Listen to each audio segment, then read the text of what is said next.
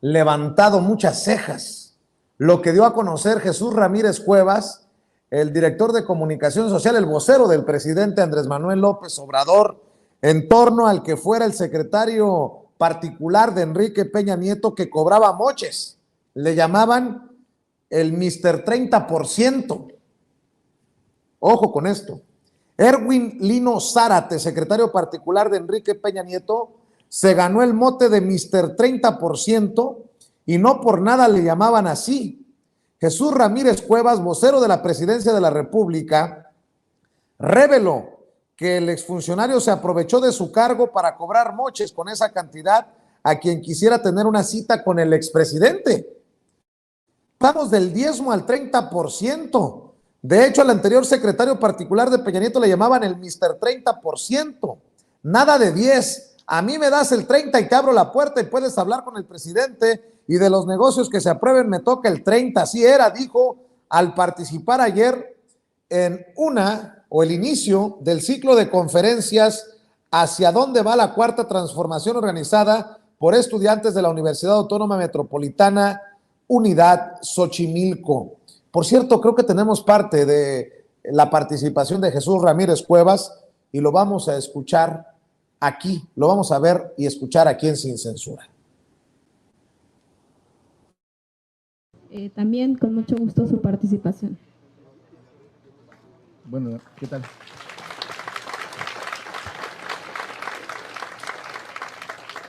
Buenas tardes. Formalmente están inauguradas las conferencias, están ustedes presentes. Han escuchado dos ponentes muy brillantes y pues yo solo vengo a escuchar. No, creo que me pareció muy importante lo que hemos escuchado, pero me parece más importante y es para mí un privilegio, un honor y un gusto estar aquí, ver que este auditorio está lleno, ver que hay interés. Las universidades deben ser espacios de debate, de discusión, de formación, de pensamiento, de construcción, de conocimiento de la realidad, pero también para alimentar la acción, para transformar. No solo contemplar la realidad, no solo analizarla, sino también transformarla.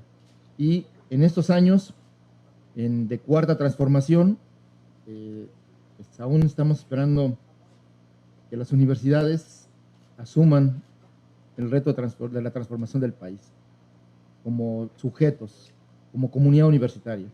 Pero bueno, pues nunca es tarde y finalmente, y lo digo porque cuando me invitaron y dije, bueno, ¿de qué vamos a hablar? Porque hay muchas cosas de qué hablar. Bueno, como ya bien lo han explicado, yo me gustaría nada más sintetizar a la pregunta de dónde venimos. Pues yo pienso y hago una reflexión recordando al maestro Carlos Monsiváis, que algún día le hicieron la misma pregunta en el Cerro de San Pedro. Ahí uno que ya no existe, que se devoró y destruyó una minera canadiense, y en medio de la desolación y de un grupo de personas que, a pesar del horror que era tener al Estado en contra, a la minera en contra, guardias blancas, a la policía, al mismo presidente de la República, Vicente Fox, amenazando al presidente municipal, un hombre muy joven, de aprobar la mina. Y ahí dijo, bueno, ¿qué es la historia de México? ¿Qué somos? ¿De dónde venimos? Porque finalmente la pregunta es el país, a dónde va, de dónde venimos y qué somos. Y decía, bueno, si pensamos la historia de México, una historia de resistencias. Una historia de resistencias nacionales, locales y sectoriales. Y que podemos construir la historia de México a partir de esas resistencias.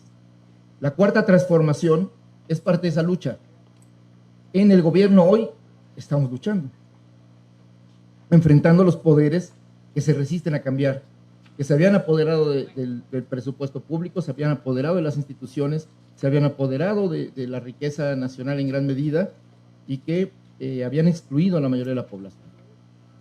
Entonces, ¿por qué la cuarta transformación? ¿Por qué no pensar en algo distinto? ¿Por qué anclarse en la historia de México? Precisamente por eso, porque lo que recuperó la cuarta transformación es el sentido de un proyecto de país. ¿Qué es un proyecto de país? El derecho que tienen los pueblos de forjar su propio porvenir, de tomar en sus manos su destino y decidir el camino que quieran andar. Eso en un régimen colonial, en un régimen donde la globalización domina las soberanías locales, nacionales y los mercados, y empobrece y controla la vida de los pueblos, pues no era posible. Entonces México está recuperando su soberanía en doble sentido, su soberanía nacional como país, pero también su soberanía popular, porque no hubiera sido posible el 2018 sin el despertar de la gente. O sea, por más razones que hubiera tenido el movimiento, como en muchos movimientos han tenido razones históricas muy, muy fuertes, pero no han tenido el respaldo social para lograr sus objetivos. Y afortunadamente, como bien Diana nos ha explicado, toda esta mirada, todo este caminar de movimientos sociales que han luchado por la defensa de los derechos humanos, la defensa de los derechos sociales, de sus derechos específicos como sectores, también han soñado y trabajado y peleado por un país que nos incluya a todos. Quizá, ese sueño, para concretarlo, pues siempre es mucho más complicado que solo pensarlo, escribirlo y soñarlo. Para construirlo, pues depende de las realidades, depende de las capacidades que se tengan para hacerlo, de la correlación de fuerzas, de las coyunturas. Incluso para hablar con palabras del presidente de la República, depende mucho de la fortuna también, de la suerte, de la circunstancia histórica, de los procesos que paralelamente se están viviendo, como hoy. O sea, hemos sido un gobierno que ha atravesado 3 crisis globales: la pandemia, la inflación y la guerra de Ucrania, que es también una crisis del sector alimentario internacional. Pues eso no lo ha enfrentado, ninguna otra administración reciente del neoliberalismo. Y sin embargo, el país se mantiene hacia adelante en sus indicadores, en sus capacidades de respuesta. Y bueno, eso es gracias a que también se recuperó este sentido de nación, este proyecto. Si el neoliberalismo, ¿cómo lo pudiéramos describir para no hacer un discurso muy largo? Pues imaginen el Sonora Grill, pero que ese es el país, donde una minoría muy pequeña, normalmente de piel clara,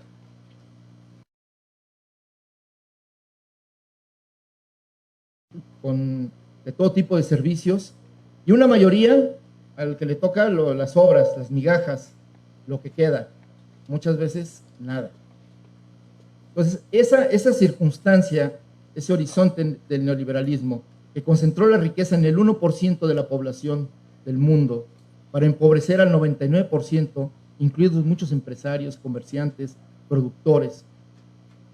Es lo que los pueblos han estado, y es lo que nos contaba Alina, es precisamente esta respuesta social contra este modelo, este proyecto excluyente de enriquecimiento de unos cuantos, de la construcción de privilegios y de la depredación, la degradación y de la violencia para la mayoría. Entonces, ese es el contexto en el que la sociedad mexicana decide de manera pacífica llevar a cabo un cambio de régimen, porque de acuerdo a las otras 3 transformaciones que nos antecedieron, no había posibilidad de hacerlo por la vía pacífica, y fueron revoluciones, transformaciones, luchas violentas. La independencia, más de 10 años.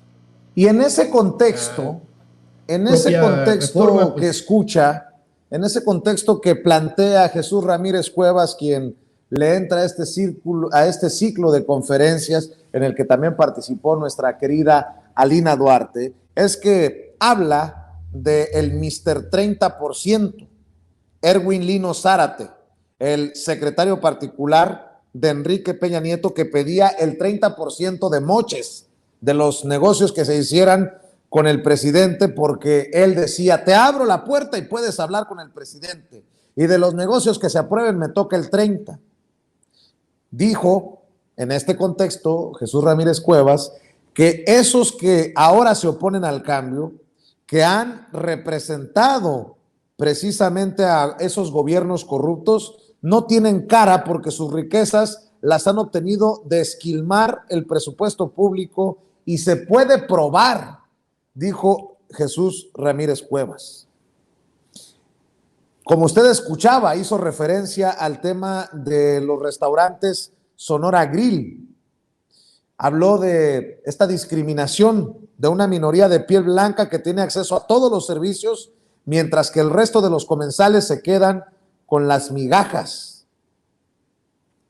Pues creo que muy interesante darle seguimiento a estas conferencias, a este ciclo de conferencias y sobre todo lo que surge de las... que no es Alina, es Aline, dice Quique Legorreta. Le mando un saludo a la querida cumpleañera. Ayer cumplió años Alina Duarte. Pero es importante porque surgen las notas como esta del Mr. 30%, es el que fuera secretario particular de Enrique Peña Nieto. Déjeme saludar.